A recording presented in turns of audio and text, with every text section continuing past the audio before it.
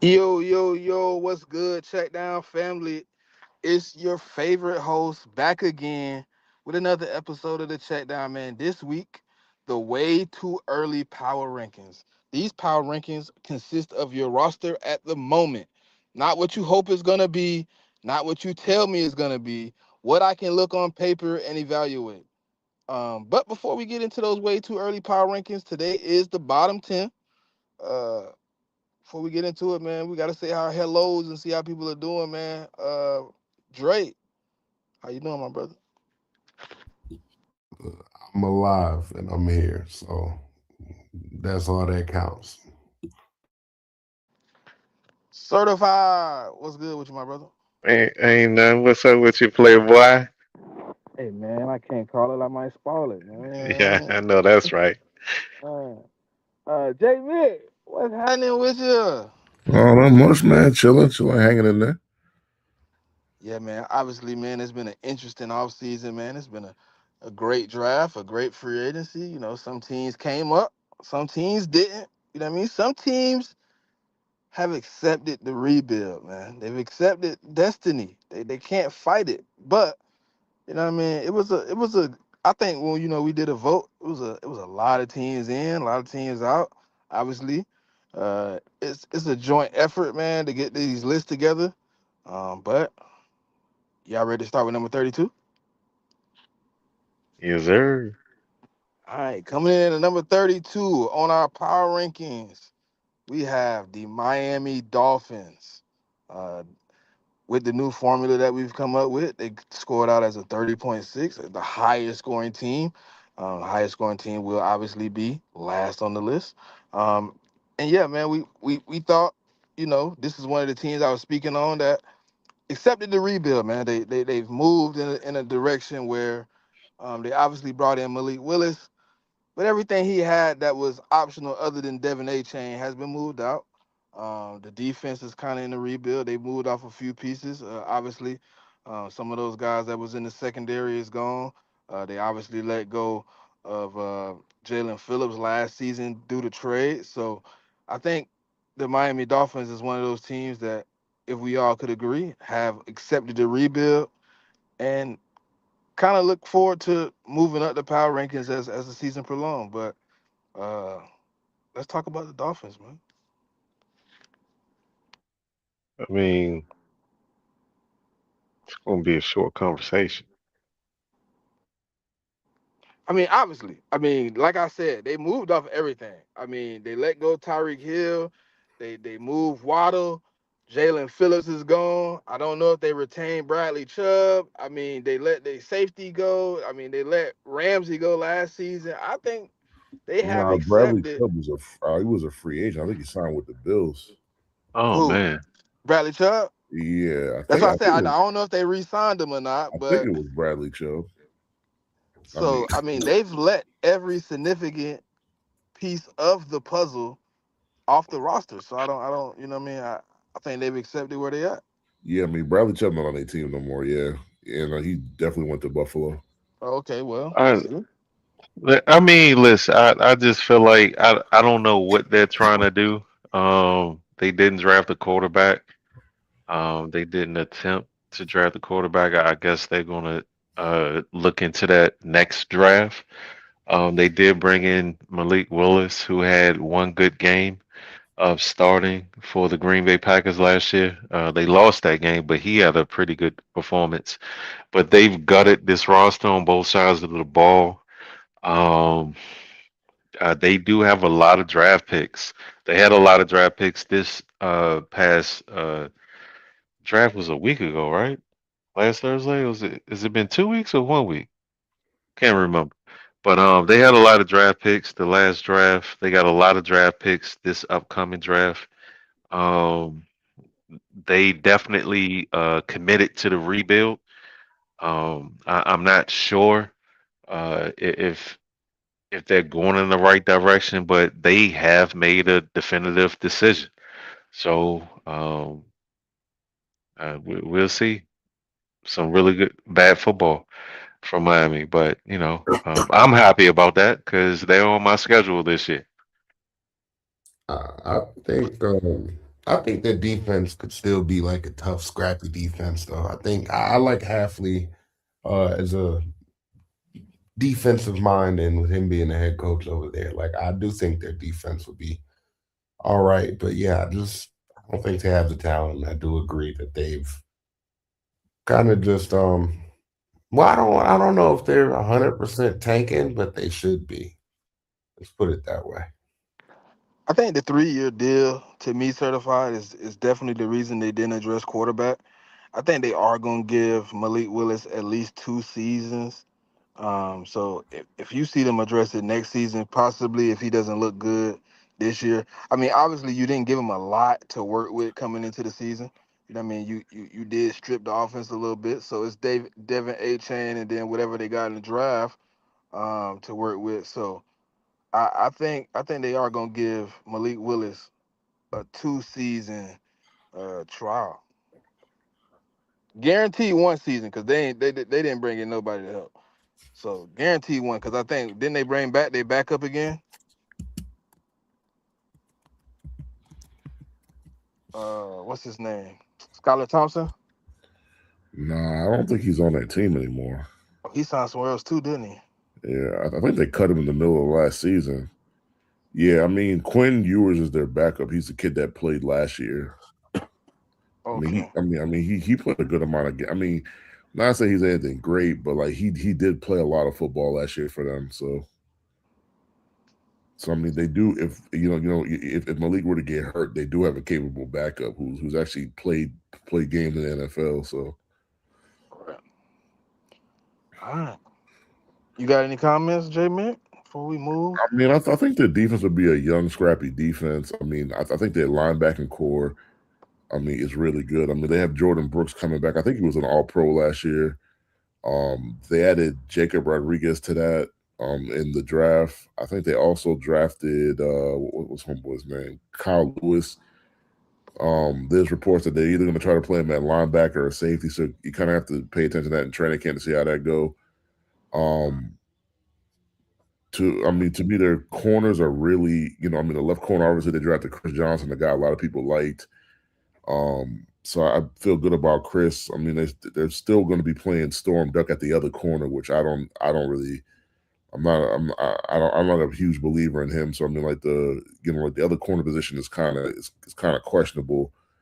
Um, Offensive line, I mean, like the left side of that line is going to be a pretty big side. I mean, like Patrick Paul, Caden Proctor, and I mean Aaron Brewer and playing the center. I think the left side of that line is going to be the strong side of the line. The right side with like Jonah, who they drafted last year. He had a bad year last year, so I'm guessing they hope that he bounces back.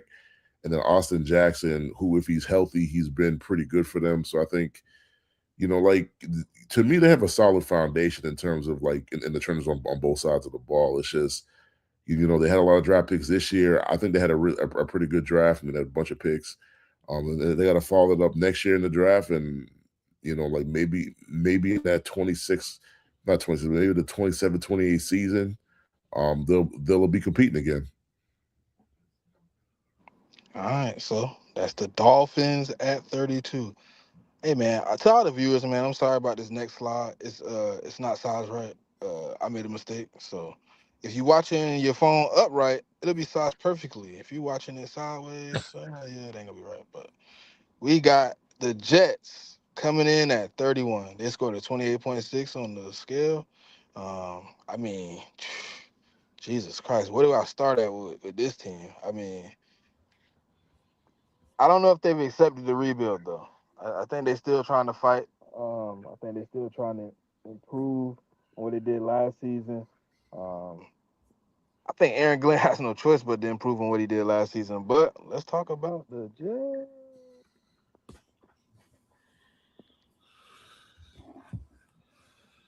Uh, I think I think the Jets are a team that we could see like move up a few spots in these rankings during the season, but ultimately, like I just don't know what to really expect from the Jets. They did add a lot of talent this offseason, but I don't think it's enough yet. Like I think they're still like I think after next year, I think they'll be a dangerous team. Heading into next season, I think we'll be talking about that team differently. Like they got what 3 more first round picks next year. I feel like with that draft that we have coming up, they'll be a serious football team about a year from now. But unfortunately for them, I don't think that they're there yet.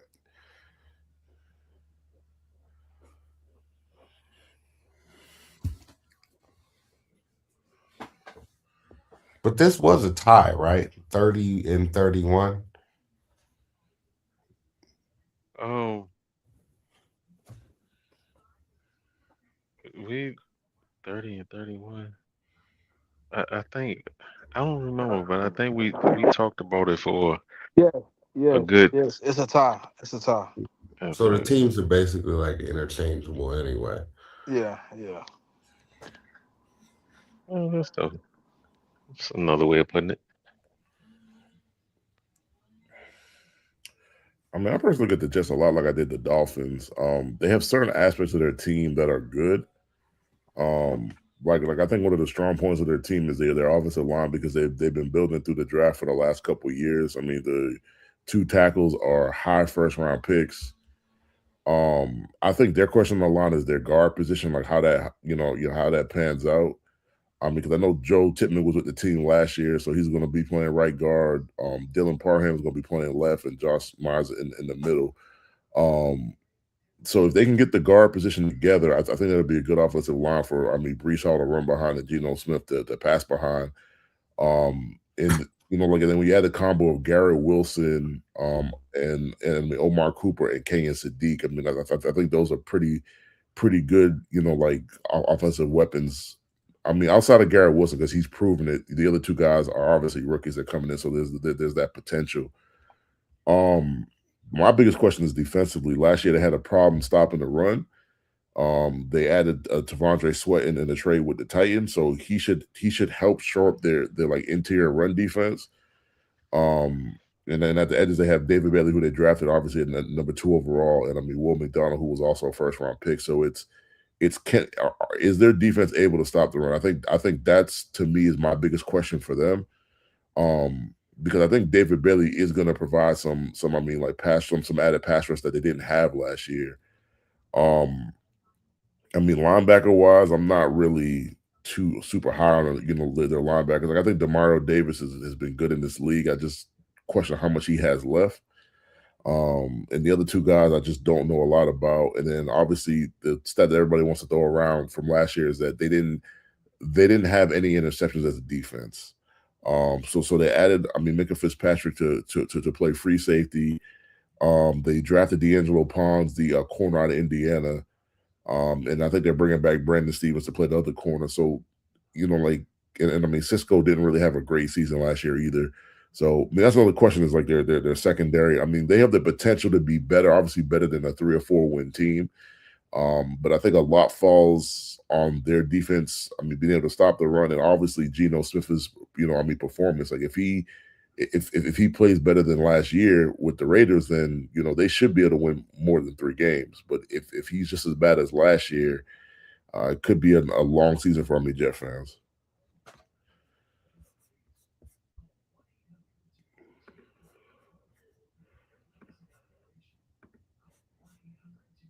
When I look at the Jets, right, it's just like to me, yeah, you right. They do got some pieces. Like I do like Brees. I can't lie, I like Brees. I like Garrett Wilson. You got me. But I look at like the rest of the offense. Like it's just like to me, yeah, you brought in some good pieces in this draft, which will help. So I give you that. But I don't know if I got the belief system in that coaching staff for me to even see the best out of this roster. Like I think to me when I look at the coaching staff, I hate to say it, but Aaron Glenn is a joke, um, and it's apparent that he's not a good head coach at the moment. You know what I mean? He's still learning how to be a leader amongst men, and I just don't know, man. I don't know where I see it at with him, but it's kind of like I'm in a limbo with the Jets because they always so bad. You know what I mean? You never want to say they're gonna be good, but it's just like they should have a better roster than they have with all the draft picks they put in. I mean, but you dumped half your roster. You know what I mean? Half your core, your defense, and then you moved off Justin Fields. So I don't know what direction they headed in, to be honest. They got like Geno Smith and Brady Quinn and all that at the quarterback, and I just don't know. I don't know if they're serious as an organization. I think 31 is a perfect position for them. Um, I think they can improve, but I don't know if they will. That's my opinion.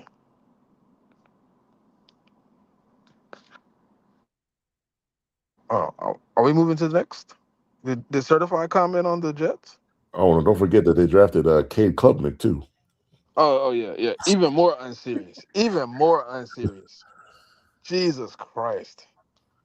Certified. Did you comment on the Jets, or are we moving forward?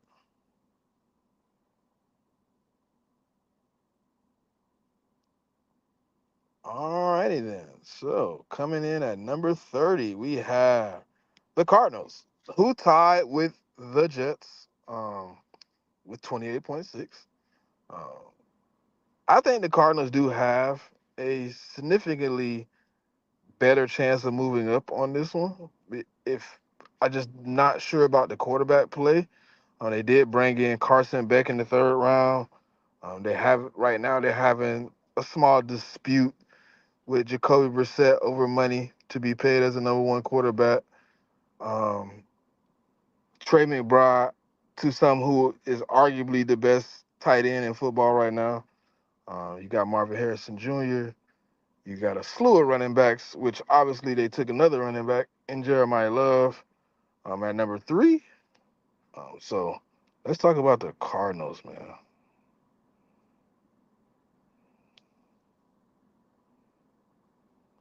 29 and I mean, honestly, you said you think they have a better chance to move up than the Jets. I yeah, don't know, man. I do. I think I give I the like I edge to like the I, Jets out you of don't those think two you don't think teams. the Cardinals offense is significantly better than the Jets offense? No, What? Talk to me then. I mean Jacoby Brissett, Geno Smith. Is there a big difference? No. Better offensive line, probably the Jets. Um, Offensive weapons as far as receiver wise, what you got Marvin Harrison and what else you got over there? I got You, Michael Wilson too. you don't Okay. think Jacoby You is take better? mm, no. Oh, You take in that receiver core over Garrett Wilson and Omar Cooper because I'm not. Now, I will say tight end position, I'll give you that for the Cardinals. And running back, I mean running back, yeah, the Cardinals probably got it. But is it like a huge drop off to Brees Hall? Hell no. So give me the Jets offense. I don't know, bro. I think Jacoby is a lot better than Geno, and I'm not ready to anoint the Cardinals uh running back room just because they drafted a rookie. Um, I'll take Brees Hall over anybody in Arizona right now. Well, I mean, But I so think the you're other just question further is, making my point. Then outside of even if you feel like Jacoby is the better quarterback, Hmm. who has a better O line? It's the I don't Jets. know. You can say it. It's the Jets. Well, I Jets have mean, the better O line, and you just said they have the better running back. And are you taking Marvin Harrison and Michael Wilson over Omar Cooper and Garrett Wilson? Uh, no. Okay. But Now you I'm take Jim taking Garrett McBride. Wilson over Michael Wilson or Marvin Harrison. I'm taking. Oh no! And see, we're saying the same thing. We're talking past each other right now. Because what I'm saying is, give me the Jets duo over the Cardinals duo. That's what I'm saying. Give me Omar and Garrett over Marvin Harrison and Mike Wilson. Well, you know what? I say this. The tiebreaker to me would be McBride. I know he's a tight end, but I'm factoring him into the receiving core. Which he's one of the best in the league. But No, he it'll is. be interesting to see what Kenyon Sadiq looks like in that offense for the Jets too. I'm just saying, there's a lot of weapons over there for the Jets. That offense could be sneaky good. Yeah. Maybe this is Geno writing back, man. They tried to write him off. He ain't right back. This is What's him up with you writing on this back. Geno writing back thing, dog? This What is is this writing about? back because that's what he said when he left the Jets. Uh, I mean, They apparently tried to his. write me off, I mean, and apparently his I son was ain't out of right back. ink in freaking Las Vegas. Apparently, because I I mean, he mean, wasn't right nothing in Las Vegas. it was all part of the plan. He had to get back to New York, man.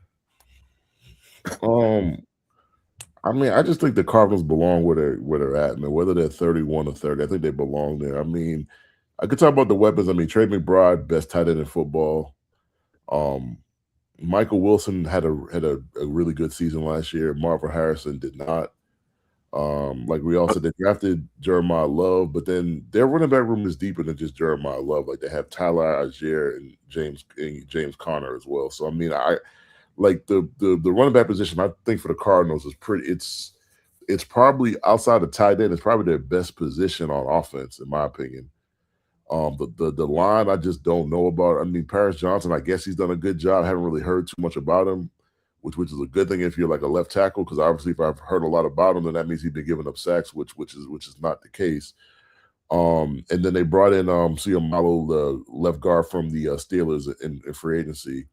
And then they drafted Chase Basantes. So got to see how that line comes together. Not really sure what to expect out that line. Defensively, like I mean, like they have Josh Sweat playing, like playing one of the edge positions, but Darius Robinson wasn't really that great last year. They added Walter Nolan in the draft the previous year. So I just want to see how they're able to get pressure on the quarterback. I think that would be their main issue with the defense is going to be the front four. It's just like can they stop the run and can they also get pressure on the quarterback? I think if they do that, it'll filter down to their other parts of the defense, being the linebacker core and the secondary. So when I look at the Cardinals, that's what I look at. Like I look at the trenches. Like I think their success is going to be based upon how their offensive line plays and I mean how their defensive line plays. My only issue with the Cardinals is the division that they're in. Like they're in a division where 3 teams made the playoffs. I mean, a lot of people have high expectations of all those 3 teams this year. So like those 6 games that they're automatically going to get, like that's going to be tough sledding for them. So, yeah. yeah, I just think they're going to have to do a lot of work outside the division to be better than they were last year. I mean, hopefully, hopefully they get more than 3-4 wins this upcoming year. But like I said, it's based upon their trench play. Look, if they get good play there, then they should be able to improve on that win total. But if not, like I said, for the Jets fan base, it could be a long year for their fan base as well. Yeah, playing in the best division in football, it's going to be pretty tough for the Cardinals.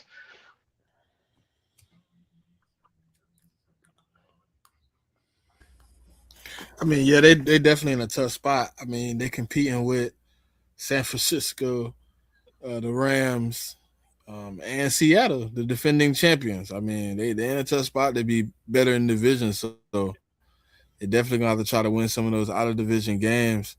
Um, that's gonna be tough sledding too. All right, so coming in at 29, we have the Raiders. They scored a 28.3.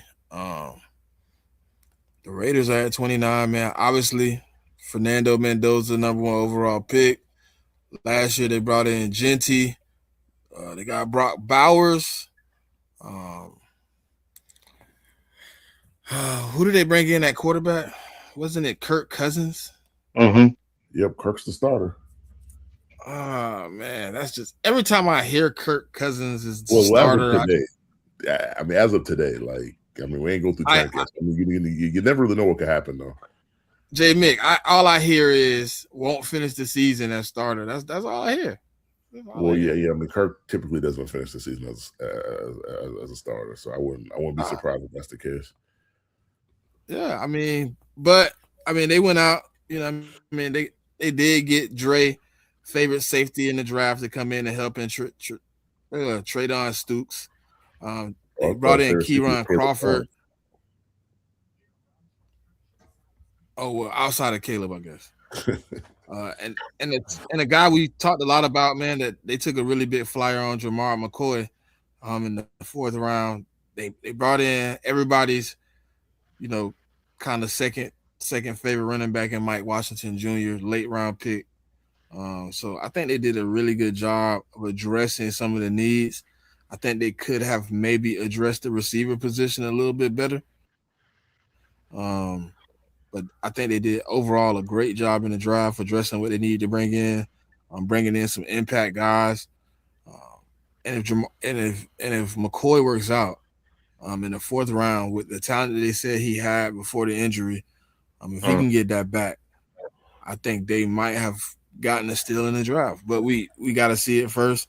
I'm not putting a whole bunch of stock in, you know what I mean, because the medicals don't lie, and the medicals say it's bad. So, but obviously, they already had a good running back on the team, and then they paired him up with somebody, didn't they?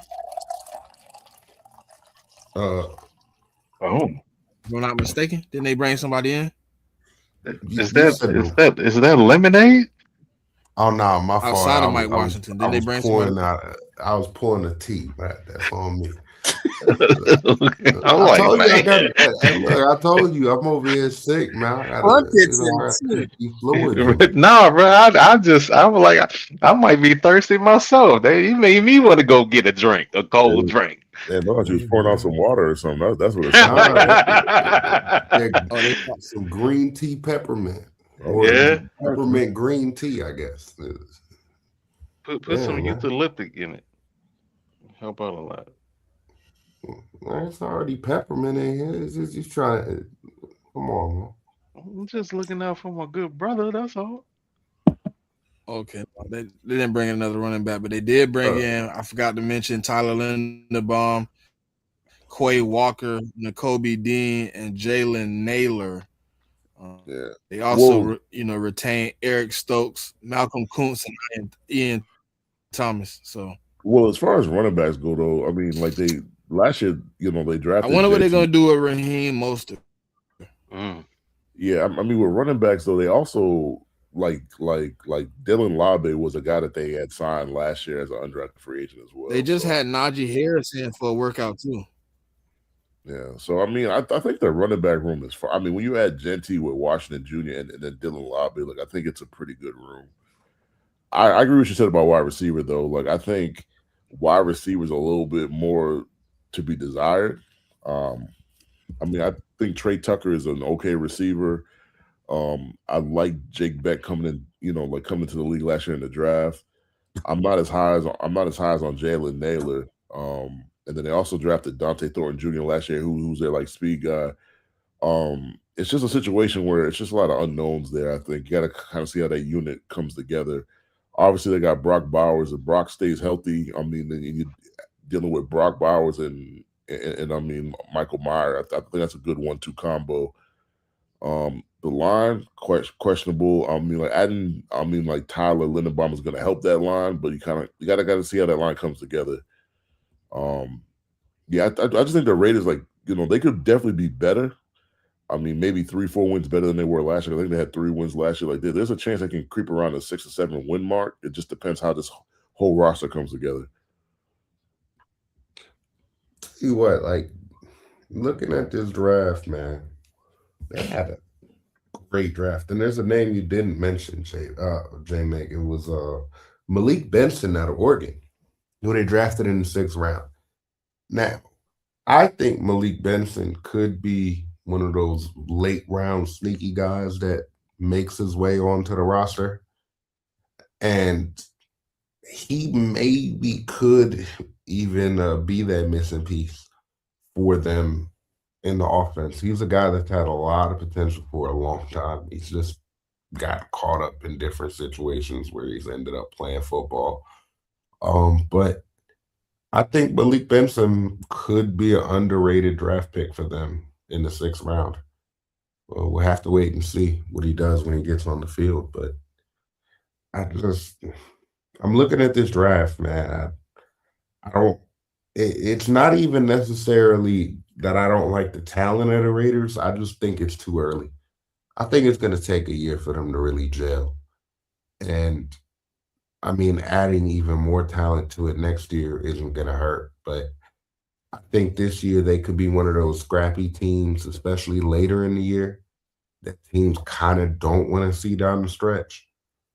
But early on, I think there's going to be some growing pains there, and there might be some ugly moments. And I predict that we see Fernando by week 5. Week 5. That's my prediction. At the latest, week 5, Fernando is a starter. I don't think we see Fernando unless Kurt gets hurt. Okay. I feel like they have added some serious pieces to the offensive line, especially with picking up Lindenbaum mainly. They already have a top wide receiver. They got a good slot.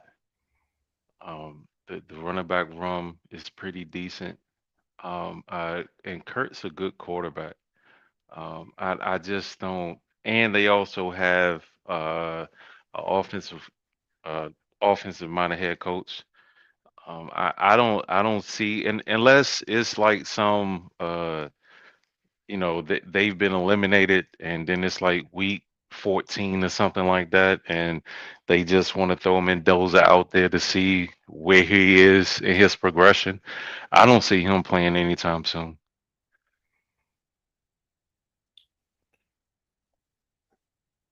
I think we see him by week 5. So are you saying this because Kurt isn't playing up to par, or he got hurt, It could be a or combination of a few different things. okay? Well, Honestly, like what do you that's think? just that's an early prediction, but I would like to revisit that conversation once the actual schedule comes out and we see the order of teams. All right. Right, That's because fair enough. let's say they have a bye week 6 or week 7, then it might be week 7, for example, that week, or week 8, I mean, that we see him for the first time or whatever. But I do not think that Kirk Cousins will be the starter for that football team all season next year. How about that? That might be a better way to frame it. I mean, I agree with that. But we'll revisit once the schedule drop comes out. You know, we're going to see when we get to hand y'all that L this year. You know, I can't wait to see the schedule come out. You were breaking up a little bit, brother. What you say? Something about an L? Yeah. You heard me. Nah. Was they? I ain't hearing. Was he breaking up for y'all too? Yeah. Because I didn't hear him clearly. I just wanted to have it on, on film, on tape, what you said, because I don't want to misquote you later Don't on. worry, that won't be the last time I say it. Oh, so you don't want to repeat it? That won't be the last time I say that. You'll hear it I again. thought I asked somebody else a no question, but I don't know. All right. What's your opinion on the Raiders, man? Come on, son. I already told you my opinion on the Raiders. I already told you.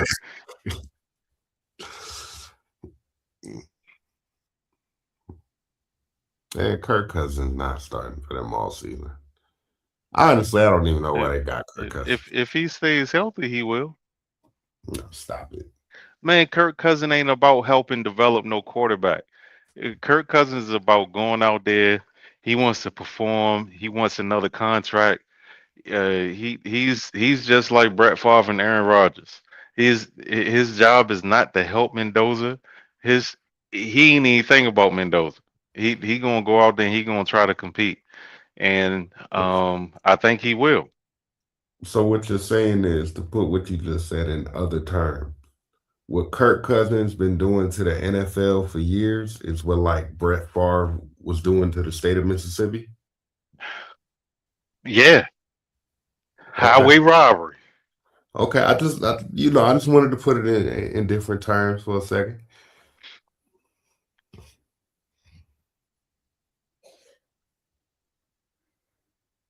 Yeah, I just look at the situation like the Patriots situation when they drafted Drake May. Some of that Drake didn't start the year. Jacoby Brissett was there. And at some point, man, people was fed up with the performance from Jacoby Brissett, and they went to Drake. Man, at some point, once you don't have any hope in the season, and like you're standing on a barrel of 6, 7, 8 losses, I think the coaching staff was just going to throw the rookie in there at some point just to kind of get his feet wet. At some point, I'm not sure about week 5, but he's going to get in. He's going to get in and play games at some point in the season. I mean, I think. Yeah, no, week 5 might have been. I might have overstepped a little bit, but with the week 5 thing, like I said, we'll revisit once the schedule comes out. I'll still make a prediction, but if you think about it, what young quarterback is sitting nowadays? Like outside of a situation like the Packers where they still had Aaron Rodgers, and Aaron Rodgers wasn't ready to move on. Right. Or like, and I think the parallel to that now is kind of with Stafford, what you see with him and Todd Simpson. That could go a few years. It could only be a 1-year thing. I guess we'll see.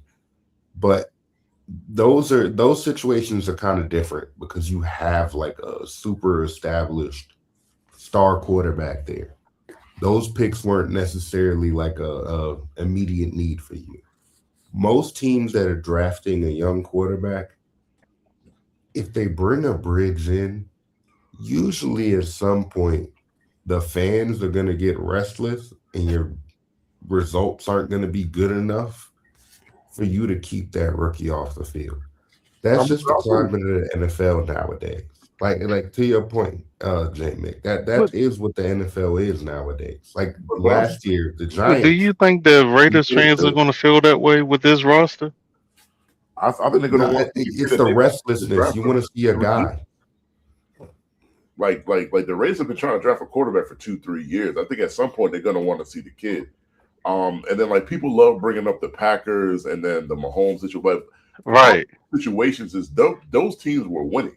So when you're winning, you don't feel the need to bring in the quarterback, your rookie quarterback. He could chill. Exactly. But in this situation where the team is losing, at some point the fans are going to start calling for him. So hopefully it's not too early in the season. Like hopefully get a chance a kid to sit down and like learn what it is to be a pro from Kurt. And I mean hopefully you don't right. That's what I'm saying. That's how I'm looking at it. Fernando. What do you do when the Raiders Nation is screaming that all out the game? I mean, bro, they screaming it. They gonna be screaming, bro. Kirk Cousins did you see that stadium last year? And then you gonna hear them screaming. But I mean, this year, I mean, like they got Fernando, so I mean, they're gonna go to the games. I'm telling you, it's just that's the climate of the NFL now. Think about it. Think about all the young quarterbacks that were taken in last year's draft. Outside of Jalen Milroe, who was behind the Super Bowl champion, what young quarterback sat last year? If you want to say Dylan Gabriel, but that kind of doesn't count because Shador played. I mean, but Dylan Dylan got in before Shador did, though, so he did play.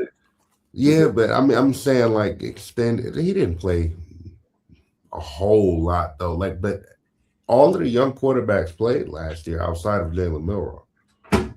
Right, Tyler Shuck played last year. Jackson Dart played last year. Cam Ward played last year. Look at the situation. But that's what Like, that was how let's put that it. was my starting point. Is that's the only reason I even brought up the Rams or the Packers, is to say that isn't this type of situation. Right? This is one Okay, of all those right, I agree with situations. You that. brought in a Kirk Cousins, you brought in a clear bridge quarterback. And unless you're having more success than anticipated with him as your starter, at some point the noise is going to get loud for the young kid, Fernando, to get put in there. Especially if I he keeps, I'm telling you, I think that this kid is going to have a, a great training camp. I do. okay. I think he's going to have a really good camp. And I think there's going to be conversation going into the preseason that he could potentially already be the best quarterback on that team. In preseason, you're going to see a few flashes. They're going to go into the year with Kirk Cousins as a starter. They might win a game or two. They're not expected to win because they actually do have some talent on that team.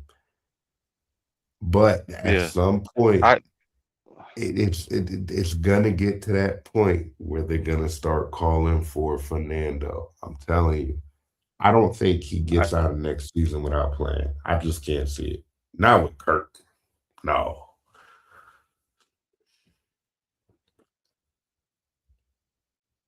I is the that right Is he now. breaking up for you, or is that You, Yeah, he's Yeah, breaking yeah, up. yeah. I thought it was just me. I thought it was just I'm me. going okay? through a bad area, so it might be. Can you hear me now? I Yeah, should be. yeah, yeah. No, you can't Yeah, hear me. No, you good. yeah, Okay. yeah. You good? Oh, okay. Yeah. So Brady's calling the shots, man, and I I I don't know Tom Brady, but my assessment of him is that he's a strong-willed person. The media nor the fans are going to push him to do something that he doesn't want to do. I think that Mendoza is.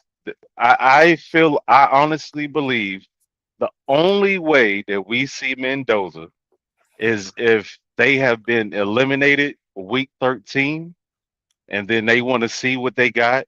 Kind of like what's that? Patrick Mahomes situation where he started like the last. I no, he played one game, right? Yeah, he just started the last Well, game of the season because they had clinched the similar to playoff. that. He'll play like the last 3, 4 games of the year, just to see how, like I said before, how he's progressing. As far as what they're teaching him, but they brought Kirk in for a reason. They do not want to start him. They do not want to throw him into the water, kind of like Jackson Dart. It worked out for the Giants. Tyler Show, it worked out for them. Even with Cam Ward, it usually doesn't work out that way. Usually when they throw it, oh my God, I'm sorry. I my gas jumped a whole dollar. Um, Usually when they throw It's quarterbacks hard into the out here water right like that, now. it doesn't fare well. Uh, you throw three quarterbacks out there, like two of them gonna struggle. I felt like this past year was an anomaly. They don't want to take that risk, and I don't blame them. I wouldn't either. I think bringing in Kirk, who is familiar with that system that Kubiak is going to be running, will be great for him. And they can kill two birds with one stone. Sit there and let Mendoza learn and also see what they have as far as like the other pieces. See who works in this system and who they need to weed out the guys that don't fit.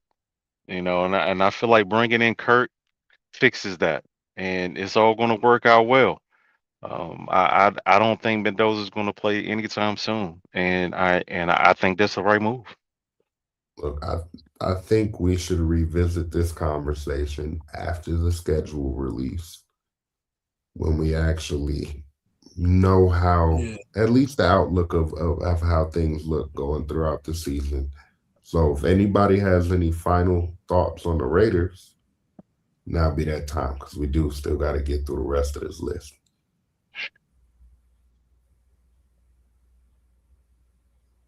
All right. So coming in at number 28, we have the Washington Commanders. All right, who we got up next? Your favorite team? Who's that? The Giants? Washington Commanders. Oh, the Washington Commandos. I mean Commanders.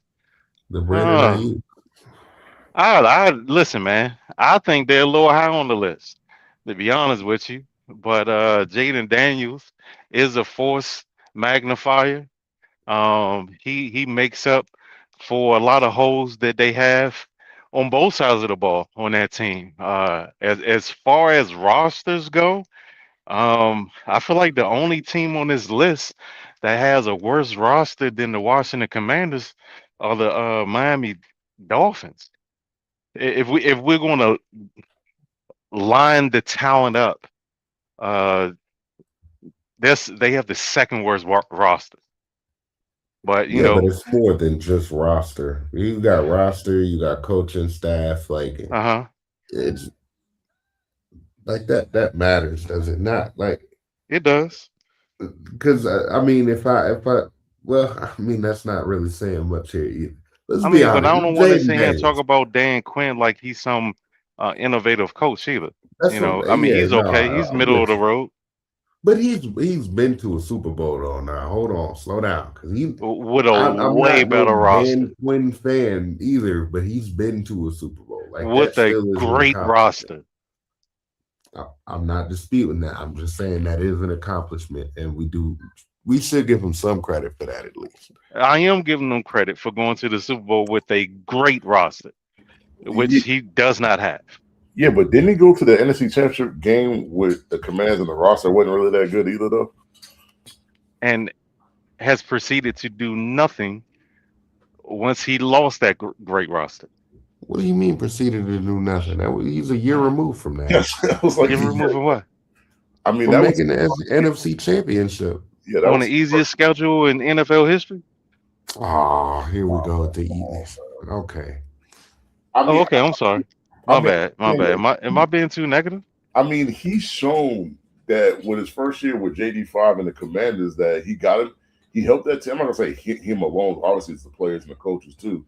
But like he guided that team to the playoffs and they made it to the NFC. They were one game away from making it to the Super Bowl. So he's proven. So what are your thoughts on the Commanders, Dre? I mean, like he's proven that he don't need the best of talent to like get this team, to a certain point. I agree with what JMIK is saying. I can't hear JMIK. I'm gonna come back. Smitty, he can't bring me back. Well, well, I can't bring him real back. Quick. Well, there's Smitty right there. Yeah, Smitty. Okay, I'm gonna drop and come back. I'm here the whole time waiting on y'all. I guess he can't hear me either. I guess he couldn't hear you. I was talking, he talked over me when I was doing my intro to the Commanders. He didn't give me a chance to go down the draft list or nothing. I knew he couldn't hear. I knew he couldn't hear. I'm like, yeah, we got the Commanders at 20. He like, who we got next? Honestly, all right, but let's get into the draft real quick. So they brought in Sonny Styles, Antonio Williams, Joshua Joseph, Datron Allen, Matt Gublin, and Ethan Kamlakalam. I don't know his damn last name, but yeah. Rutgers quarterback. I think the draft, obviously, to everybody outside of Sonny Styles, very underwhelming. I think their draft is a lot of maybe upside. I think they should have got a better running back. I think they needed a different type of receiver. I mean, they needed so much coming into this. I just don't know how you get into a situation like this. And then I was looking at the wide receiver room, as y'all were talking, is Terry McLaurin, Luke McCaffrey, Antonio Williams, Traylon Burks, De'Ami Brown, Van Jefferson, and Ja'Cory Brooks. And Jalen Lane. Well, I I mean, mean, the they, tight yeah, end room, they added Okongu, but it's still John Bates and Ben Sinnott, who for some reason they don't want to use Ben Sinnott, who I was very high on coming out of that draft. I thought he could have been a nice piece for them, but I mean, I they're don't know pretty what much I don't asking know. I JD5 don't to know what do. it's. Yeah, they're pretty much asking JD5 to do what he did his rookie year. I mean, that's what it seems like. Like they're hoping he's a force multiplier. He makes everybody better, and that he's able to carry that team to wins pretty much. well, I mean, the Commanders honestly are kind of a wild card to me because you really don't know, right? Like they could be absolutely terrible because they don't have a great roster. But I think it was you certified that said it earlier, your point that Jaden Daniels is that force multiplier and he just makes guys around him better. Like if he is that guy, we Well, could look back on them being here at 28 and we could look absolutely stupid. But that's why this is an early ranking also. And this will be adjusted. This is just like our base ranking for the year. But the Commanders are a wild card. Like I don't think they're gonna be good, but would I be surprised if they did look better than I expected? No, not at all. now to be clear, I didn't say he makes people better. I say he makes up for the lack of talent that they have, Okay, my athletically. fault. But no, I don't think that he makes anybody else better. He's just a very very special athlete. But it's a lot that plays into where they got to last the season before last. Like they led the league in one score wins. They also led the league in walk-off wins, and walk-off win is basically they won on you know uh, like it came down to one play, and they won the game on one at the very last second of the game. I don't see them doing that to you again. Like I say it all the time, you got to be healthy, you got to be lucky, you got to be good, and a large part of that was it was more than 30% luck. When you lead the league in both of those categories, where you really don't have a lot of control over that. It was kind of like a flip of the coin type situation. And it's like, hey, if it happens again, I'll be surprised. But I don't think it's likely.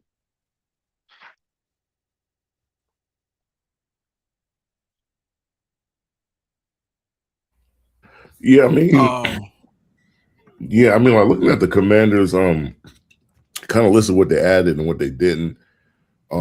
I mean, obviously, if the quarterback stays healthy, like that's one of their stronger positions on the team. I think wide receiver, I think they could have done more in free agency or the draft. I mean, Antonio Williams I guess he's an okay slot receiver. I mean, that's the role he's going to fill. But I think the wide receiver 2 is still it's not a strong position for them. I mean, like on a depth chart, they got Luke McCaffrey, and then they also brought back De'Ami Brown. So they're going to need to get some production out of that wide receiver 2 spot. Tight end, like Smitty said, like they brought in Chick. I mean, Chick's a pretty good tight end. I mean, like their tackles are really good. I mean, with Tunzel and Conley Jr. So they just got to hope that the interior holds up. And then, like defensively, like they added a bunch of pieces. I mean, they added, Chase on, Sonny Styles in through the draft. Adolphe Owe from the Chargers. I think they added Tim Settle too. I think he came over from the Houston Texans as well. So I yeah, mean, Nick Cross. They brought in yeah, Nick Cross too.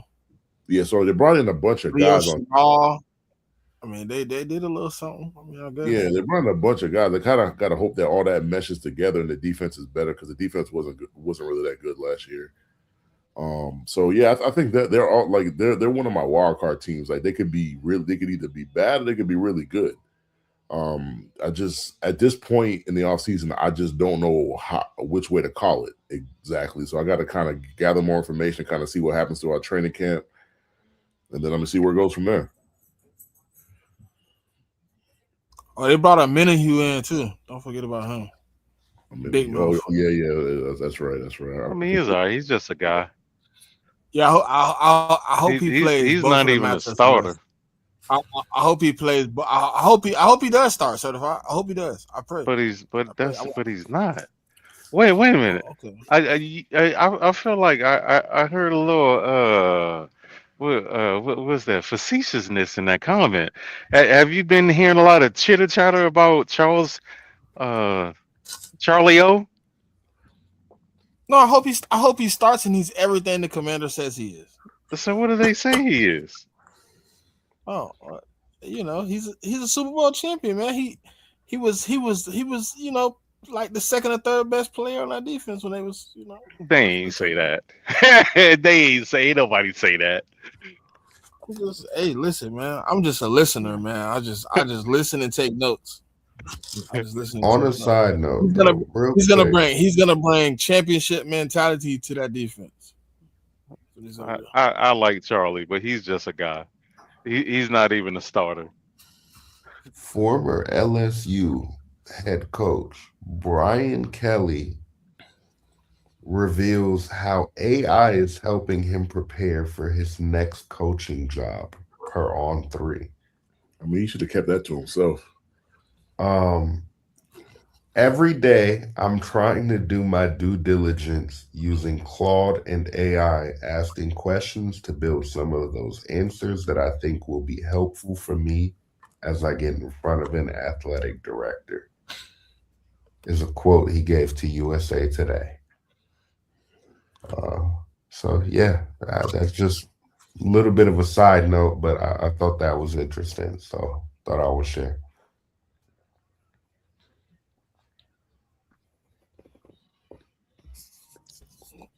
Well, shout out to Brian Kelly. His improvements on himself and AI, his use of getting better.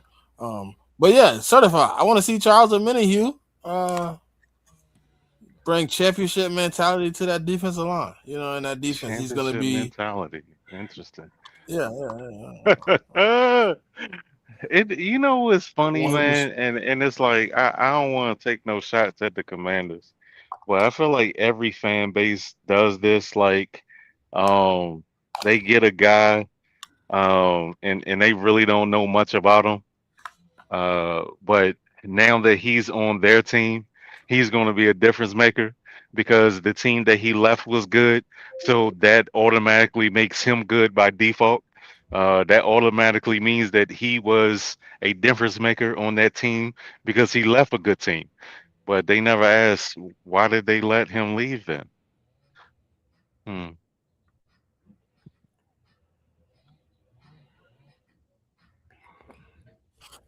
That's not a question they ask. They just say, "Oh, we got a player that was on a championship team. He had to be good." Yeah. He had to be the reason why they was good. Well, the problem is if he was that good, the team wouldn't let him go unless he goes unless he price himself out. And I don't think Charles is one of those pricing themselves out kind of players. So. Right. But if that's what they want to believe, I mean, Charles not going to be starting on the Commanders anyway. Like he's going to be a depth player anyway. So yeah.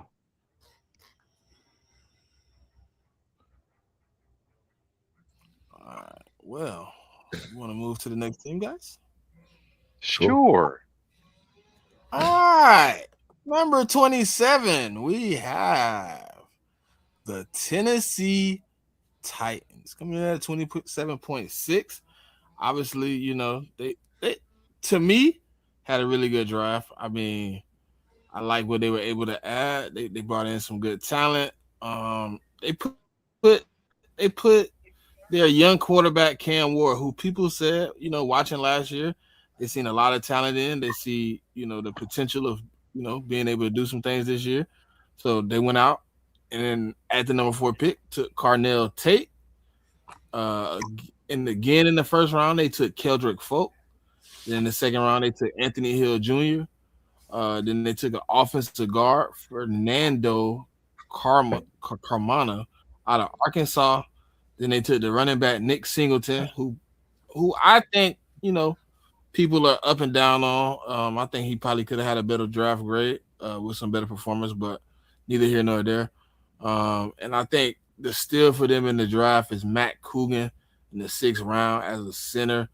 Um, I like what they were able to do in the draft.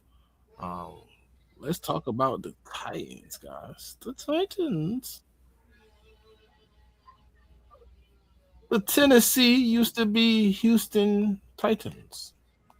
I honestly think Dayball's just building the offense that he was building here. He got I'm not even trying to be funny, but I think Carnell Tate is supposed to be his Malik Neighbors. He just got his Wandale Robinson in Wandale Robinson. You brought over Bellinger to be a part of that offense. I mean, it's offense he likes to run, but I think he's just looking at it okay, I don't have Jackson Dart, but I can still I can still create that same offensive vision that I had even then here in Tennessee with Cam Ward, because it's another quarterback that I liked in that draft. So I think the Titans are in an interesting situation where Cam Ward, him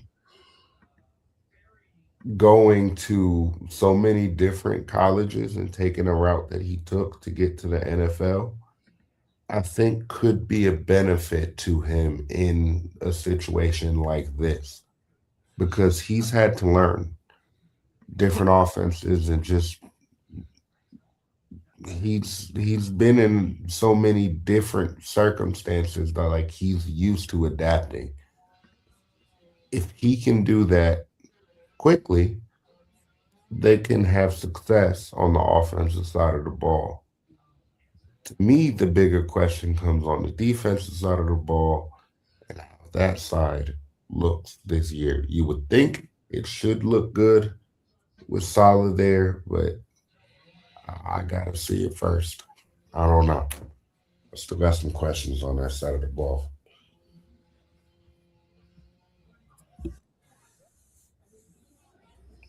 I think they did answer a lot of questions in free agency though, with a lot of their acquisitions on that side of the ball to try to alleviate some of the pain. You know what I mean? To obviously the head coach give him something to work with. So I do like John Franklin Myers with Jeffrey Simmons. That pairing could definitely be something. You obviously bring in Keldrick Falk. You actually got Jermaine Johnson. Cody Barton, I think is definitely. Oh, they did get. Oh, they got your guy. I ain't even know they got him. Dre Flott. They got Cordell Flott. So I think Alante Taylor. I think with the acquisitions they had too. I mean, I think they did bring in a lot of help on that defense to give Saleh something to work with. I mean, I think he's in a better position than when he took the job day one.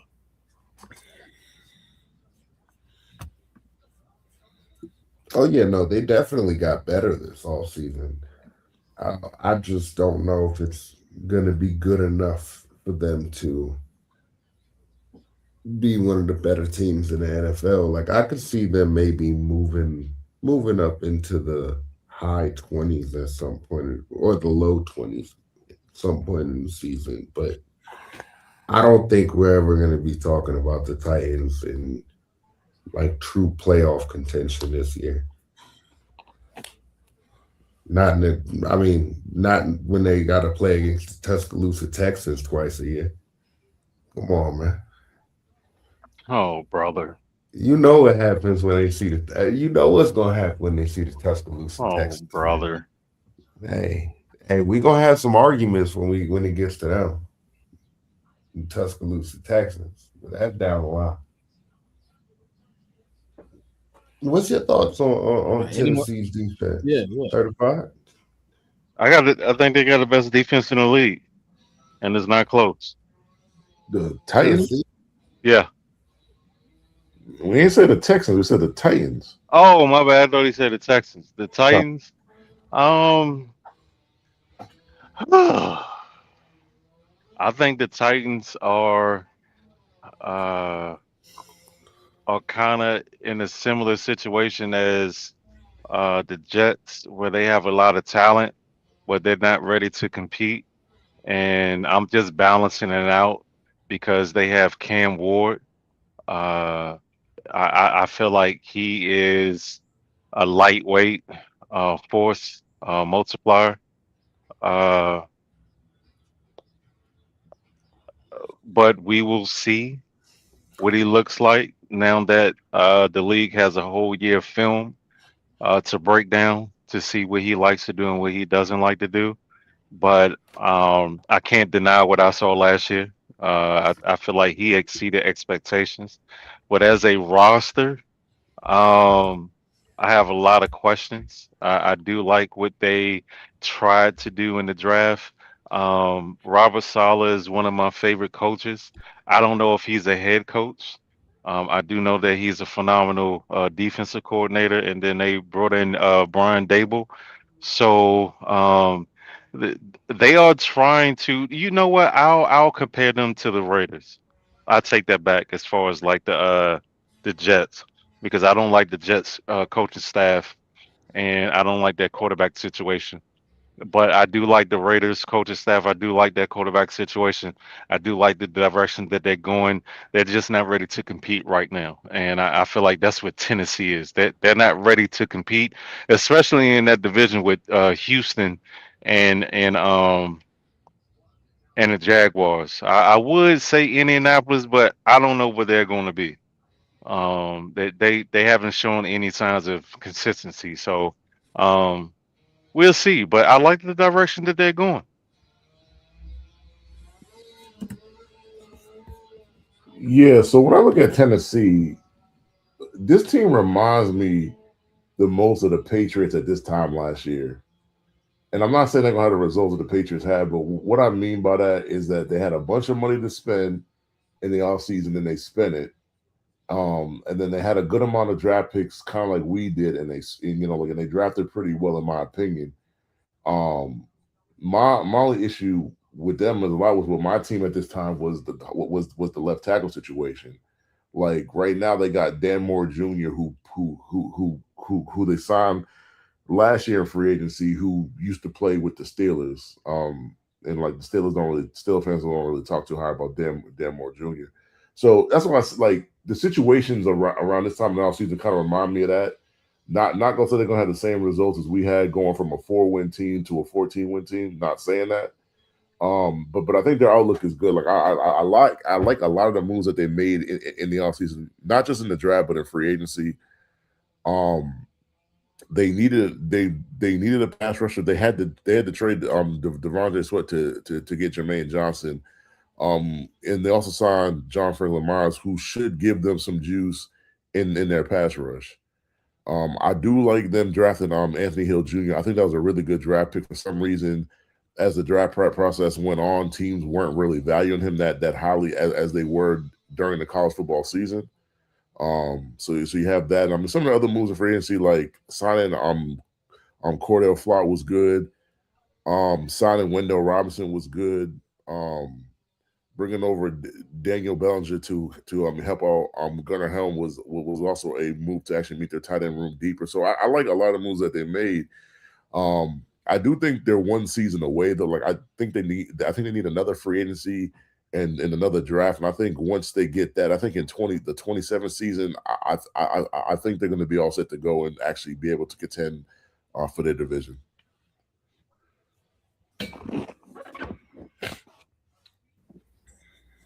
All right, so that's the Tennessee Titans. All right. All right, let's move on to number 26. And we have the Cleveland Browns coming in at 26 with a 26.3. Obviously, a lot of questions at the quarterback position going into this season upcoming. Obviously, it's a lot of chatter about Deshaun Watson stepping in and possibly getting back under the helm of quarterback. Um, but they brought in Spencer Fanu in the draft. They brought in KC Concepcion, Denzel Boston, Emmanuel McNeil Warren. They also brought in Austin Barber, Parker Brailsford, Justin Jefferson, and they were able to get Joe Royer, Cincinnati tight end too. But everybody's favorite combine warrior this year, Taylor Green, with their first pick in the 6th round. Everybody loves what he has the potential to be. Um, Added to this roster. Obviously, they had to revamp the offensive line after pretty much letting the whole offensive line walk this offseason. So let's talk about the Cleveland Browns, man. And they lost their defensive coordinator this offseason also. So the Browns, who has had pretty good defense over the past few seasons, will now be without their previous DC. They'll be moving forward with a new DC. So let's talk about the Browns.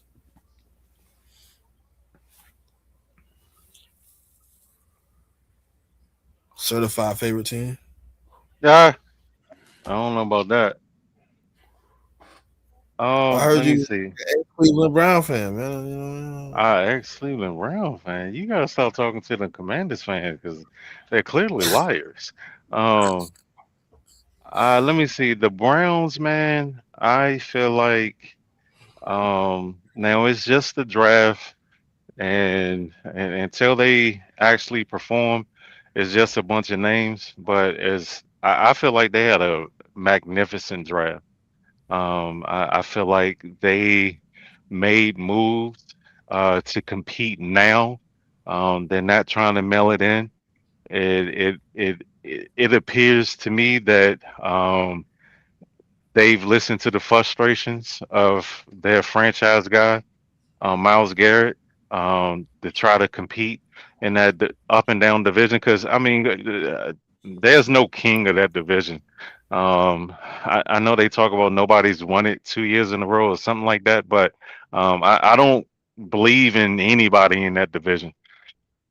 But with that said, they do have a quarterback situation that I'm not happy about. It could be better, but overall, man, the pickups that they've made, as far as like wide receiver, on the offensive side of the ball, the pickups that they made last year, picking up Schwarzenegger, and the guy from Michigan, I just feel like Cleveland, um, I feel like they trying, man, and I think that if things go right with what's the guy's name, the head coach? Start with an N. M. I forgot. Todd Monken. Monken. Yeah. If Monken can get the very best out of this roster, I think the Cleveland Browns can compete, man. I think my only hang up on Cleveland is their quarterback situation and their coaching situation, and that's big. That's very big. But outside of that, I really don't have no complaints about them. I really don't have any worries about them. So I would not be surprised if the Cleveland Browns win this division.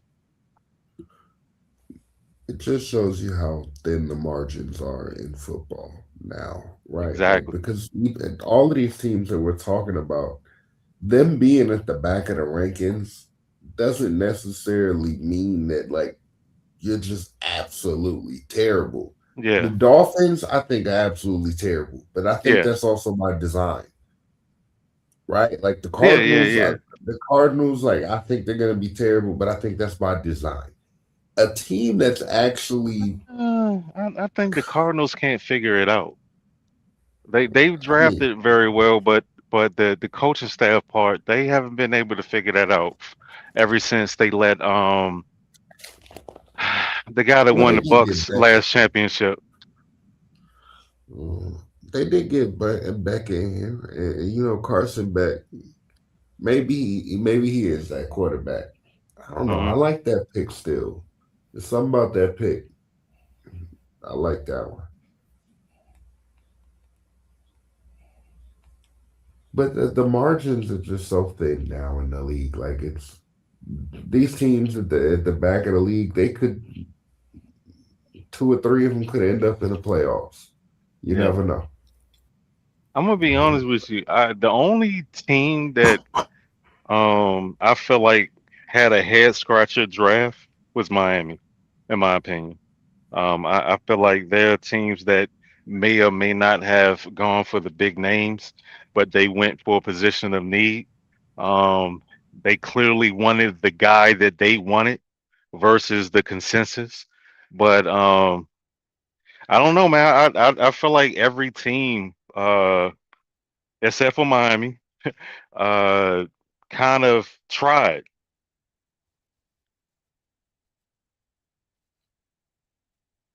So when I look at the Browns, I'll start with the defense because I don't have to say too much about the defense. I think the defense is what it is. I think like the D line, you got to say the D line probably one of the best in the league. I mean, with like Miles Garrett and Malik Collins and Mason Graham and Alex Wright, I think it's a really good defensive line. Linebackers, um, really, it's on JOK if he could stay healthy. I mean, if he's healthy, he's a pretty good linebacker. I mean, Carson Schlesinger was the rookie defensive rookie of the year.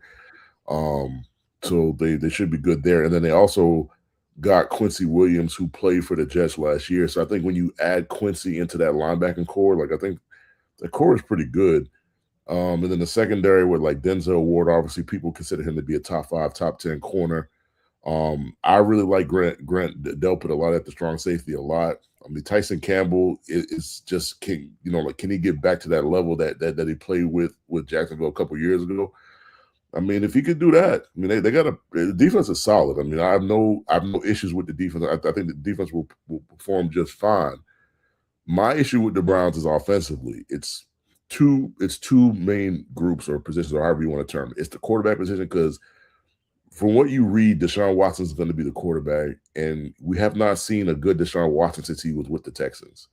So I just don't know what you're going to get out the quarterback position. And I get it, you got Shador behind him and Dylan Gabriel and Taylor Green, the only kid they drafted this year. Um, but I just don't know what you're going to get out that position. And then the offensive line is completely remade. Um, they don't have any starters that they had last year playing on this offensive line this year.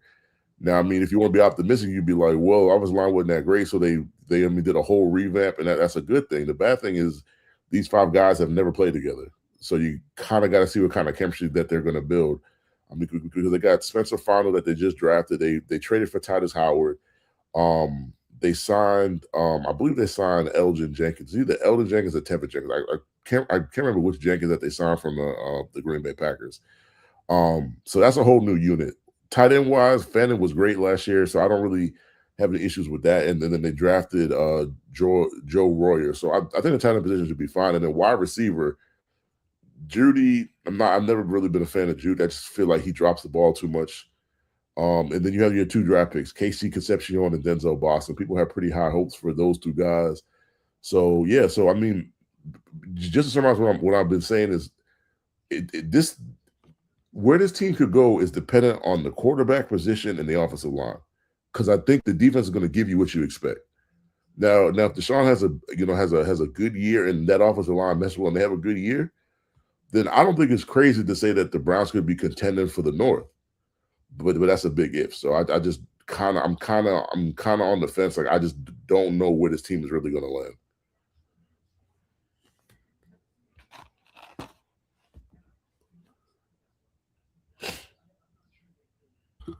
It's also kind of just speaks to what the NFL is right now, right? Like, what do we have? 30 new coaching hires in this past cycle, be that offensive coordinators, defensive coordinators, or head coaches. Like, I just think that when you have that much movement and that much shakeup, you kind of don't know 100% what's coming.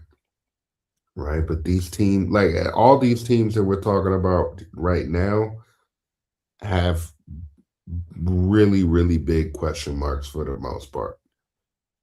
And I think that's what separates these teams from some of the other teams.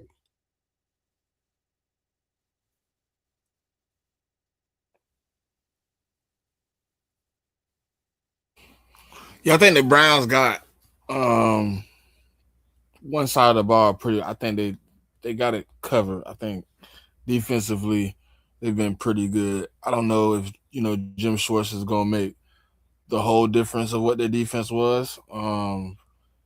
But I do think there's gonna be some changes. Uh, Offensively, I think they just got to figure it out, man. They got to figure out who they're gonna give the helm to, who they're gonna put the trust behind to play quarterback. Going into a season, obviously, right now with Deshaun Watson uh, being rumored to be the starter. I mean, after the things you've come out and kind of said, and then after how he's played over the past few times he's had the opportunity to be on the field, I don't even know if it's justified outside of the money to put him on the field over even Dylan Gabriel or Shador Sanders at this point. But I understand it. You're financially bound to that gentleman at this moment, but I don't think your quarterback is going to get better. Your quarterback play is going to get better if you put him on the field at this point. But I guess we will see going into the season how that works out. But I do think they did help themselves by bringing in two receivers, so you're not just relying on Jerry Judy in that wide receiver room.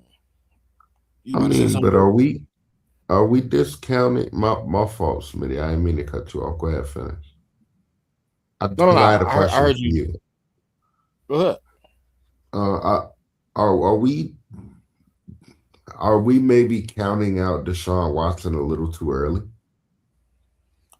I think I want to say the last two opportunities I've seen him play multiple game stretches without being injured.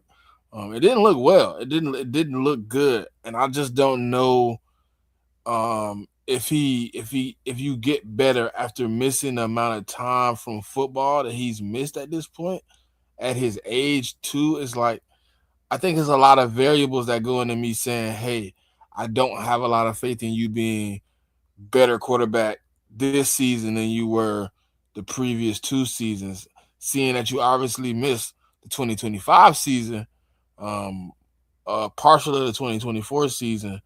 So I just don't know if he gets better after missing that much football. That's fair. We've seen a lot of these quarterbacks, especially recently, be able to have kind of resurgences to their careers after bad stretches, and I'm kind of asking myself, why can't Deshaun Watson be the next one that kind of follows in that trend? I'm not saying he can't, but I, I obviously think the expectations behind the money is first and foremost. You got paid a substantial amount of compensation to be a significant change at quarterback for the Browns. On that pace right there, automatically I feel like the Browns have taken a loss because that was supposed to be the quarterback that continued you into playoff contention, running off the season that you had your first playoff win in umpteen million years with Baker Mayfield. So I thought, you paid a quarterback who was playing pretty good football for the Texans to come in and be a significant upgrade in your quarterback room. And he's coming off an Achilles injury. I haven't even went down the list of injuries he had prior to that. What I mean? He's coming off a slew of injuries. I just don't know if that is going to help you progress as a quarterback. I'm not saying he necessarily is going to get better, but I'm just saying, could we see a better version of him than we have here in recent memory? Like, there was a time when Deshaun Watson was a top five quarterback in the NFL. Now, we know what happened. There was a lot of off field stuff, unfortunately, all that. But just on the field play, there was a time when he was arguably a top 5 quarterback in the NFL. I'm not saying he'll ever get back to that form, but is there a possibility that he could be a top 15 to top 18 quarterback in the NFL this year? I mean, but like saying like at one time he was a top 5, that what we talking about is 2020. Like that's almost 6 years ago. Like, and I think there's got to come a point where you have to kind of show us something for us to keep putting you, like, to keep bringing that up. And there it is. Yeah, I mean, his time in Cleveland, he hasn't given you any of that. So for me, like, I have no reason to hope that he's going to become that guy that he was in Houston. I mean, I got to go off the history of him in Cleveland, and they ain't really been good. So, I mean, that's why I think people talk about Deshaun the way that they do, because it's like, you got to show me something lately. And so you don't think he can be a top 15 to 18 quarterback? I don't know, because he hasn't done that since 2020. Is that good enough though? For Cleveland and that defense, I'm saying, yeah. Well, I mean, that's good enough for Cleveland, but I mean, they trying to compete like right now. Wait a minute. But for what I've been hearing about the Browns, y'all correct me if I'm wrong, is you like the defense, you like the offense, you're worried about the quarterback position. And one more about offensive line and coaching. Yeah, the coaches are brand new. Okay. He's never been a head coach. And I added those two are the main two components to a team. I get that. What I'm saying is, if you get a top 15 to top 18 quarterback in the NFL, somewhere in that range, in Deshaun Watson, with that offense that you like outside of the quarterback, with that defense that you like, at least on paper, you telling me that's not good enough for them to make some noise? I'm not saying win a Super Bowl, but make some noise. I mean, they could be a contender in their own division for sure. I mean, I've seen quarterbacks. I've seen sorry quarterbacks drag down good rosters. Have you not? Top 15 to top 18. Now, if he's a bottom 5 starting quarterback in the NFL, then yes, that's okay. That's bad. So what has he shown you that he is over the last season and a half? I'm just saying I'm not ready to count him out yet. I know. I'm not I get saying that. It's been great. I concede that it hasn't been good, but I'm not ready to count him out yet. If he comes out this year and he looks bad, no more argument for me. I won't say anything else. Like, what have you seen to show that you can count him in? What have you seen to give him that much grace? I've seen Sam Darnold just go back to back 14-3. Yeah, Sam Darnold and win a Super Bowl. We after seeing ghosts. When was he seeing ghosts? Was he seeing ghosts in 2020? It was around that time, right? Okay, but you're talking about anomalies, dog. I mean, Sam Darnold don't have nothing to do with Cleveland and Deshaun Watson. I've seen Geno Smith play at a top. I'm not saying it's impossible, but but the examples you're giving, those guys that gave you an indication that they could do it, he has not in the last 3-4 years. Just did not show us that he could do that before he did that. What do you mean? What did Sam Darnold do last year in Minnesota? I mean, the year before in Minnesota was before that. Before those guys had those, like, Sam Darnold wasn't great. Okay, before that, but we're talking about recent history. We're talking about what you've shown me lately. Hold on. You having some selective memory, Dre. He had a pretty decent run with Carolina before it fell apart. Go ahead, Smitty. He had a pretty decent run with Carolina before that fell apart, and he's you know what I mean. And that to me, I mean, he showed me he had the ability to do something. the last 2 times I seen Deshaun Watson on the field, he showed me the ability to do nothing. I haven't seen anything that I would bank $1 on. Okay, so Smitty, the 2 years before Sam Darnold burst on the scene with, because Minnesota would be his coming out party, right? 35 touchdowns, 12 interceptions. Mm-hmm. The year before that, he was a backup on the 49ers. Right. At 300 yards, 2 touchdowns, 1 interception. Whoop-de-doo. Okay. The year before that, Well, he didn't 1,100 start any yards, games. 7 touchdowns, 3 interceptions. He got hurt. Whoop-de-doo. He got hurt. And that's a 3 game. That don't move me. The year before that, 2022 is 3 the games. year before that, he had 9 touchdowns, 13 interceptions. The year before that, he had 9 touchdowns, 11 interceptions. The year before that, he had 19 touchdowns, 13 interceptions. The year before that, he had 17 touchdowns and 15 interceptions. And dare I say, he was damn near that same quarterback this past year with them winning the Super Bowl. There wasn't a big difference. The difference was the play caller, the offensive system that he was in. Now, I heard for years Browns fans tell me Stefanski's offense is not a fit for Deshaun Watson. Well, he better be a fit for Munkin's offense, because if not, I'll tell you what, Shador will be in the game before you can play.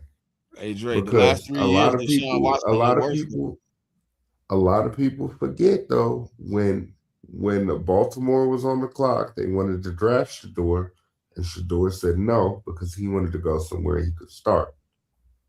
So Munkin going over there to the Browns, I think it's safe to say that he at least likes Shador somewhat already going into it.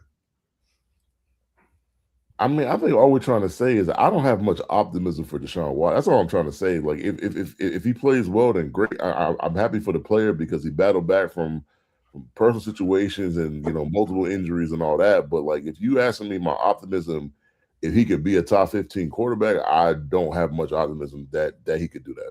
That's just me though. Well, I guess we'll get to see this upcoming season. I mean, Deshaun Watson hasn't looked much better than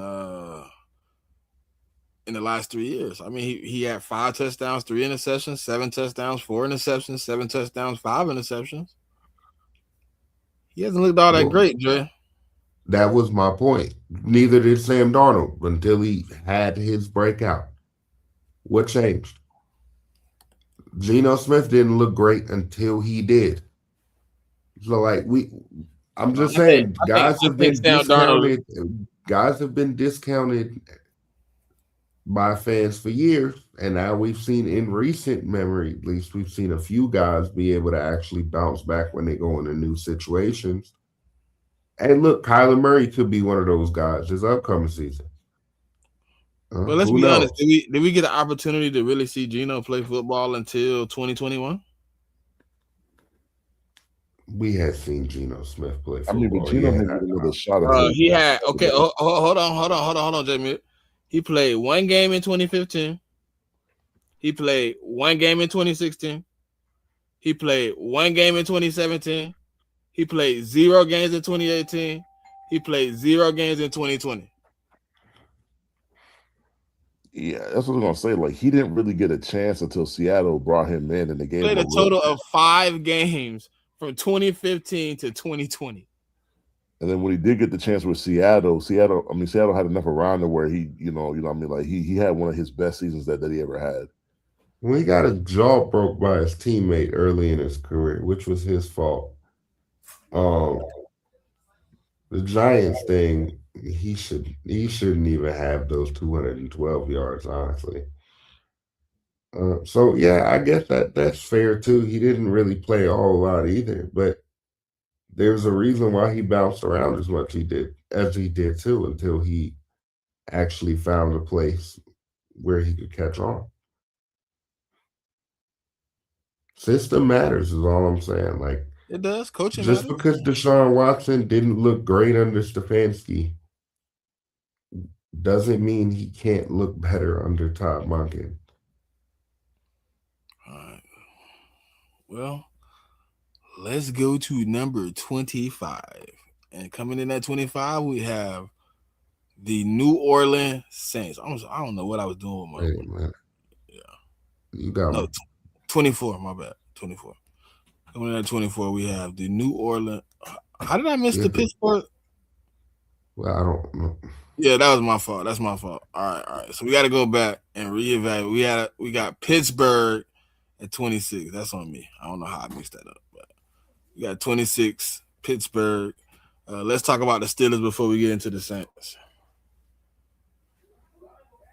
All right, so I made a mistake there. That's on me with the graphic. I gotta go back. All right, Steelers draft. Let's talk about their draft and what they were able to do this off season. Pittsburgh Steelers. All right, I got that notes right here. All right, so in the first round with the 21st pick, they took Max, offensive tackle out of Arizona State. In the second round, they took Jeremy Bernard, wide receiver, Alabama. In the third round, they took Drew Allard, quarterback, Penn State. Also following up in the third round, they took Dylan Everett, cornerback, Georgia. In the third round again, with their third round pick, they took Jennings Dunker, offensive tackle, Iowa. And then in the fourth round, they took Caden Wetjen, wide receiver, Iowa. Oh, they took back-to-back Iowa players. Interesting.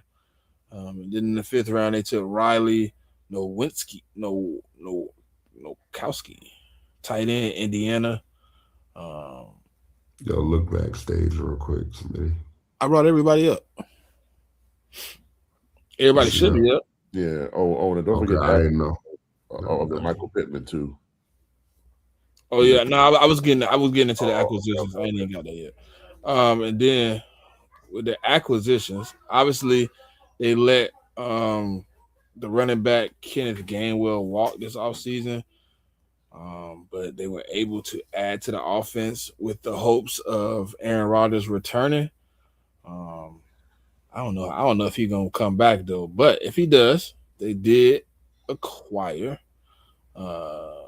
Rico Dowdle, running back. They also brought in Michael Pittman to add to the wide receiver room.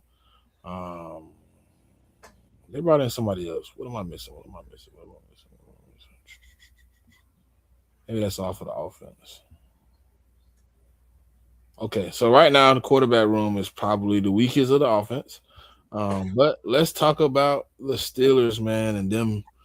They brought in Jaquan Brisker too from the Bears, the safety from the Bears too. That's who I was missing. I was looking too. I was trying to figure it out. Yeah, Brisker. That's who it is. Appreciate that, Jimmy. Yeah, I mean, I'll just go real quick. I mean, the Steelers, like, I think later when we do our next power rankings and we're in training camp and all that, and we know if Aaron Rodgers comes back, I think Aaron Rodgers would like raise them up in the power rankings. But as the team currently stands, we can't count that because he's technically not on the roster. So I think that's a large portion of the reason why they come in so low. I mean, for me at least, like I don't speak for myself from that aspect because right now Mason Rudolph, Will Howard, and Drew Allard in your quarterback room is not moving me. I'm sorry, it's just not. Wide receiver room was okay. I do like their running back room with Jalen Warren and Rico Dowdle. I actually like that. I mean the line, it just depends how they mesh together. Defense, I think, is supposed to be the strong suit of the team. So like them getting Jamal Dean from Tampa Bay and Jaquan Brisker to add to that secondary should actually make the secondary better. And so if you ask me, I think the better unit on the team is going to be the defense. I mean, that's been a better unit overall. Period. I mean, that's a fact. It continues to be their best. It seems like the one position that keeps haunting them, and it's quarterback. And Mason Rudolph, Will Howard, and Drew Allard definitely doesn't move anybody.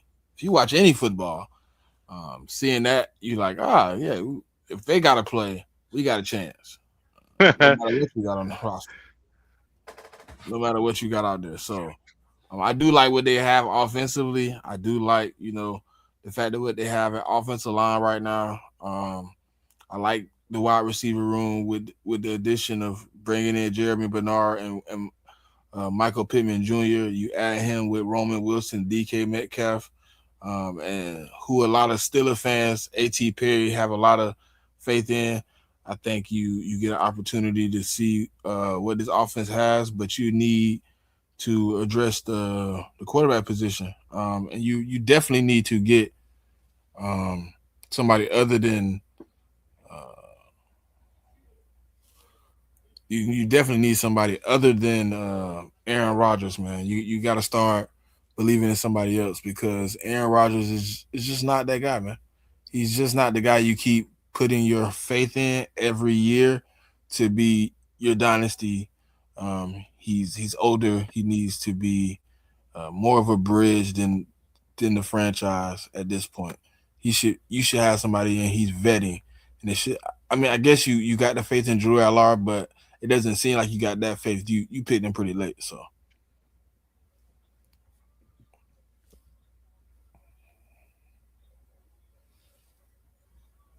Anybody else want to discuss the Steelers before we move on to the? Nah. All right, so coming in at number 24, we have the New Orleans Saints. Going into the draft, they brought in with their first round pick, eighth overall. They brought in Jordan Tyson, wide receiver, Arizona State. With their second pick, they got Christian Miller, D tackle, Georgia. In the third round, with their ninth overall pick, they took Oscar Delp, tight end, Georgia. With the fourth round pick, they took Jeremiah Wright, offensive guard, Auburn. In the fourth round, which some argue could be the steal of the draft, they took Bryce Lance, wide receiver, North Dakota State. In the fifth round, they took Lorenzo Styles Jr., safety, Ohio State. In this again, and then in the sixth round, they took Baron Brown, wide receiver, LSU. In the seventh round, they took cornerback T.J. Hall, Iowa. Um, I mean, obviously coming off of a season where they got some good production down that stretch from their rookie quarterback and Tyler Show. They've seen some promise in what he could bring to the offense and what he has the ability to do. I think they did a really good job in the draft, addressing a lot of the issues, bringing in some help and getting themselves positioned to make some of those pushes this off season, this next upcoming season. Um, and then I like the enthusiasm that I heard from Alvin Kamara going into this, but you also brought in Travis Etienne to bolster that running back room. Um, you did a really good job to help out, man. You did some things to make sure you got some help around that defense and offense.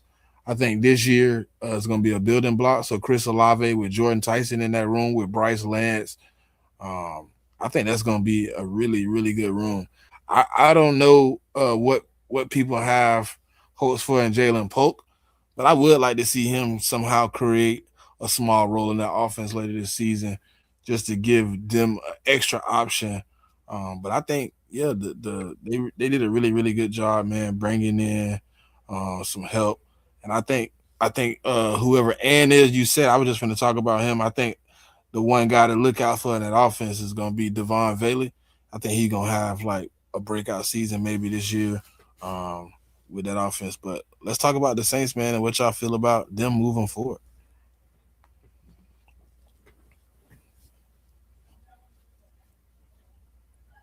Hey y'all. Sorry I'm late, but came in at the right time, I guess. I think they're doing everything they need to do to truly address rebuilding the team and adding talent to it and building around their young quarterback that they feel is the future franchise quarterback. So you had a lot of wide receiver depth. You address the D line. You add some pieces to the secondary. We see how that turns out. But um, the last two drafts, they kind of hit the mark in a lot of the players that they've drafted to continue on this rebuild.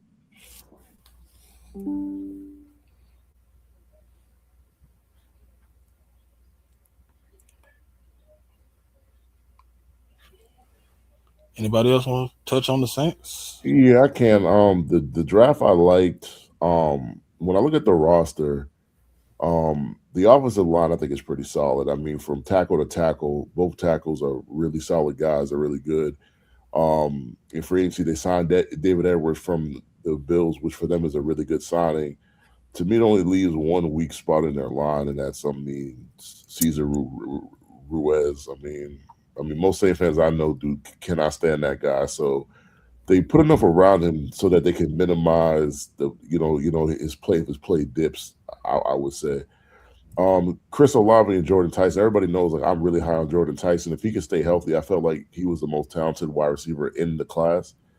So if he stays healthy, I mean the 1-2 punch of and Olave and Tyson is going to be something to watch. And then I also like their running back room with Travis and then like Alvin. You add those two together, I think it's a pretty good mix. And then defensively, like I think their defense last year was pretty good for the most part. Obviously, like they can make some improvements. So you got to kind of see how that goes. For me, I was never the biggest Kool-Aid fan, but if he can get better, that would definitely help that secondary out tremendously. I would probably say. So we have some comedic relief, guys. We have the jester of the hour with a dusty ship, Uncle Said. Yay! Afternoon, good gentlemen. Afternoon. This ain't gonna be no troll mess, but after draft, I am picking either between the Saints or the Panthers to win that division.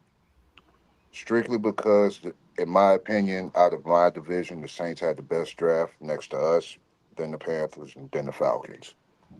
They addressed a lot more needs than us. And the big thing that people are not talking about, they're going to have over $100 million next year in cap space. So Kellen Moore is going to be able to build that team in the exact way that he wants to. So how do you feel about that roster in comparison to yours right now? They're Draft young. and what you healthy, both rosters healthy, and you add the draft to it. How do you how do you feel that roster compares to yours? Well, for one, right now their roster is much younger than ours. I think maybe by a year and a half altogether, they're that much younger. Um,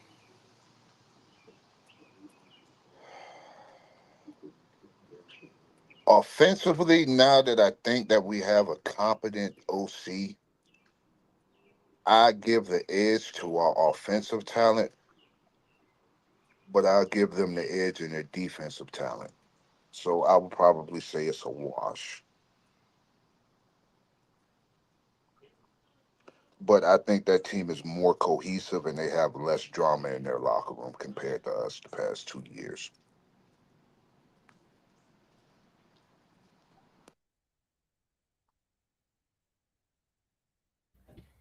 So, you've seen our rankings so far. Is there anything you agree or do you agree or do you disagree with anything on this list so far? What, on the Saints? Because that's the only part that I came in on. No, the list is up on the screen right now if you look up on it. You have the Dolphins at 32, the Jets at 31, the Cardinals at 30, Raiders at 29, Commanders at 28, Titans at 27, Steelers at 26, the Browns at 25, and the Saints at 24. My honest opinion currently, I think you have the Titans too high and think you have the Saints too low.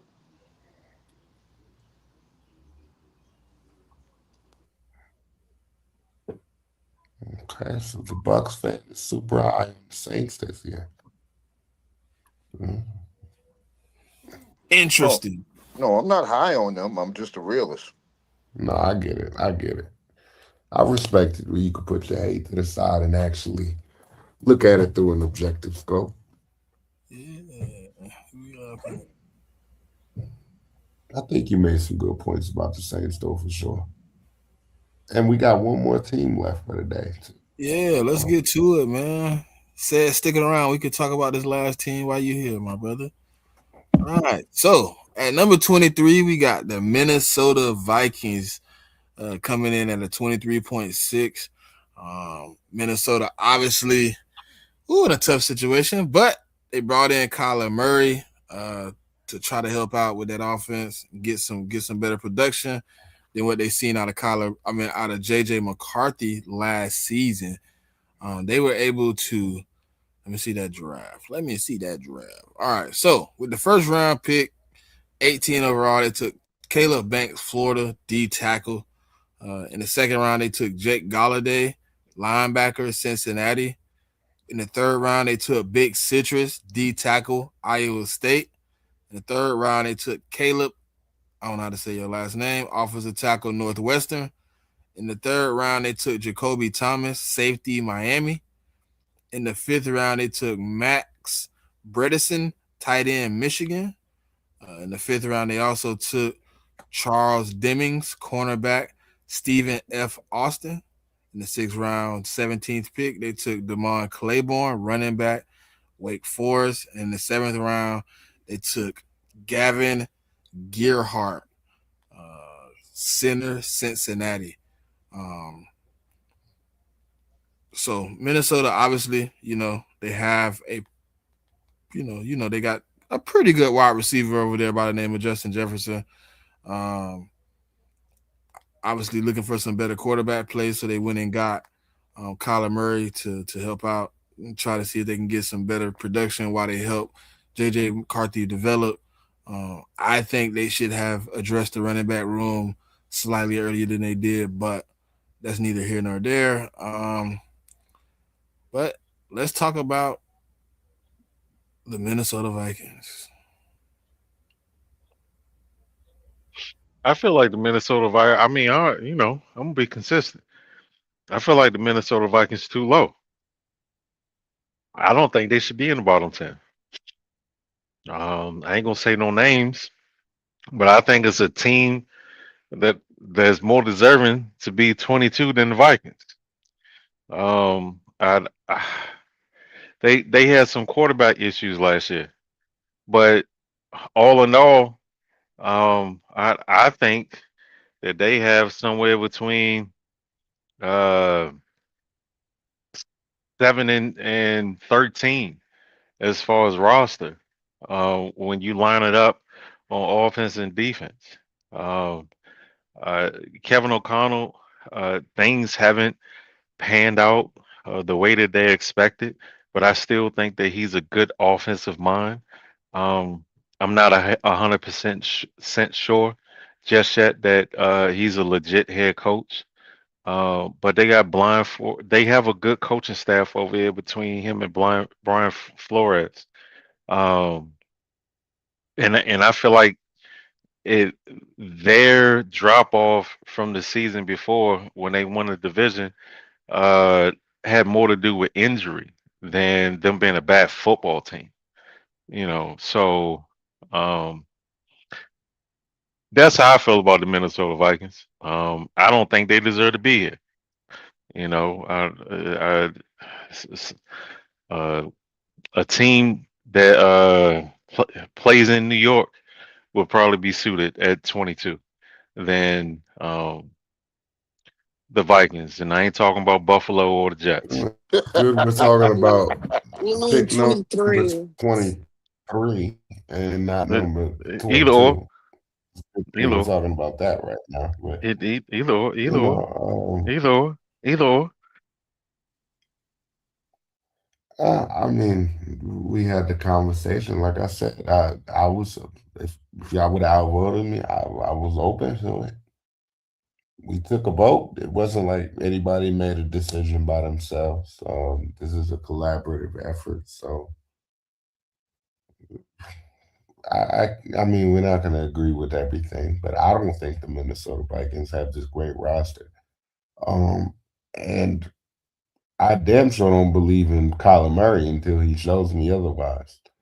Now, same goes for him. What I said with Deshaun, like it doesn't have to be over. Like he can definitely get it together. But he's another one of those. Show me this year, because I don't know. It, Uh, like I'm not high on this Vikings team at all. So Drake, can I I ask you a don't see question, what brother? you see about this Vikings team. So you have more faith in Deshaun Watson from 6 years ago than from Kyler Murray 3 years ago.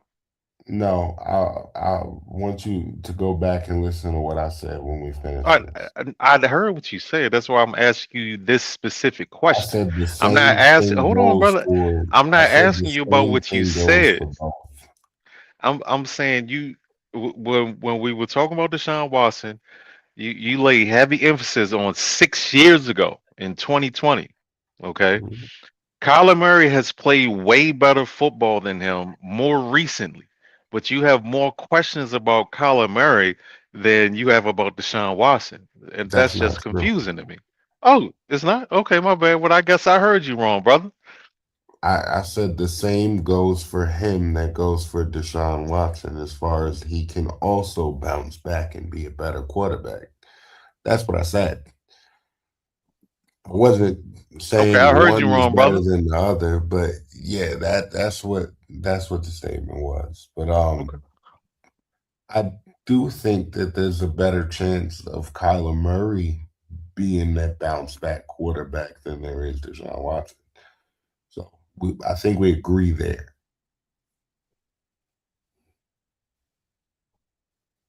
What do you think about this placement, said, and anybody else? I think they should be high, strictly because I got more faith in this quarterback room than I do in Atlanta's. Mm, Atlanta should be somewhere down here in the fucking 20s. Atlanta has a great roster, but they're a bad team. Minnesota has an average roster, but they're a good team.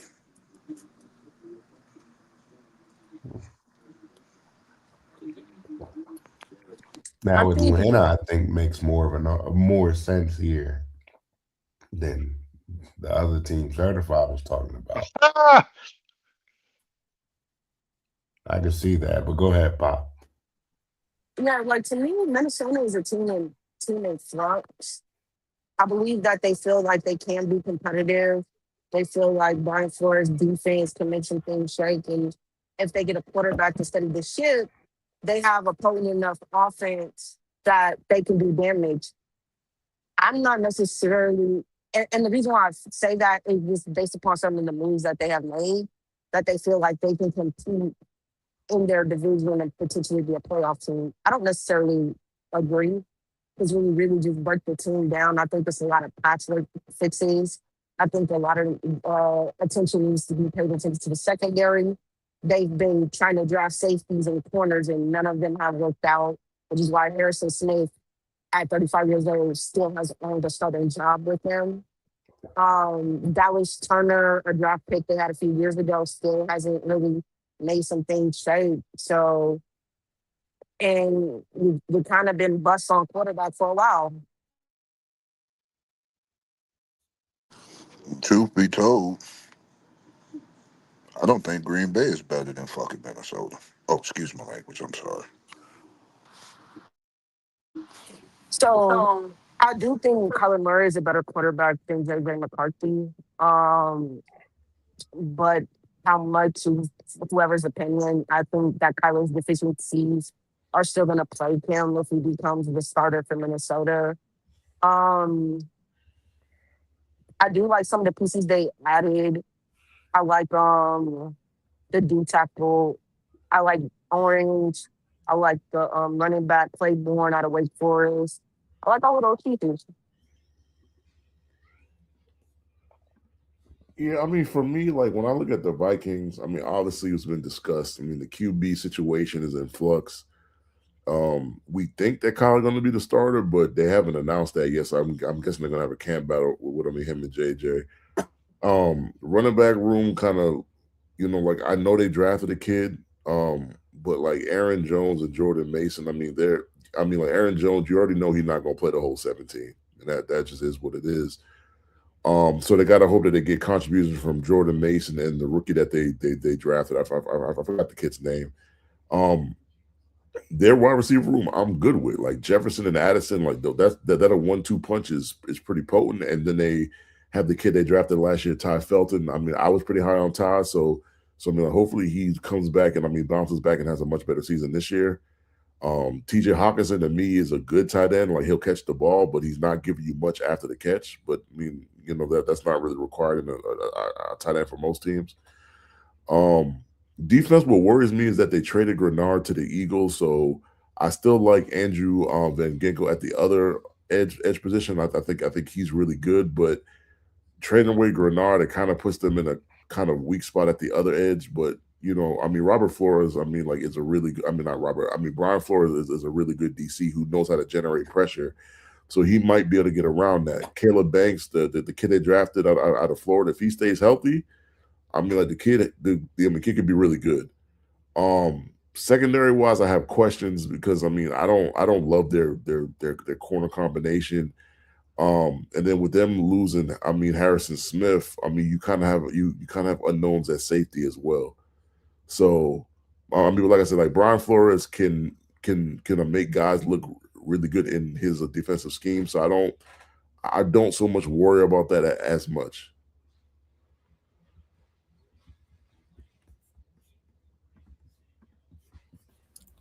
All right, so that does conclude our bottom 10 way too early power rankings.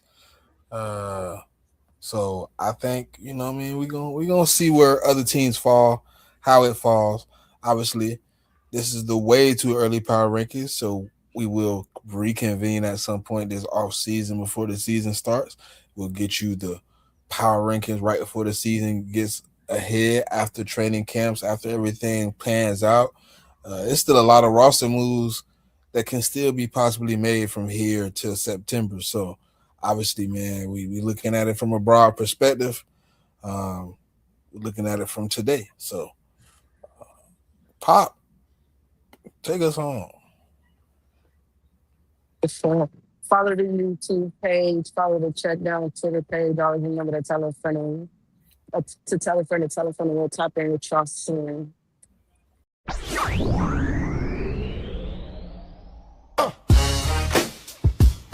Check down.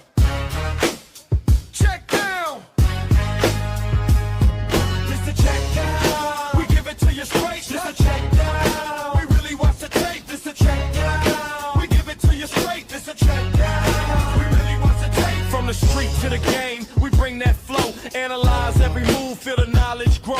In the lights of the city, where champions are made. 2 men to the moments in the place.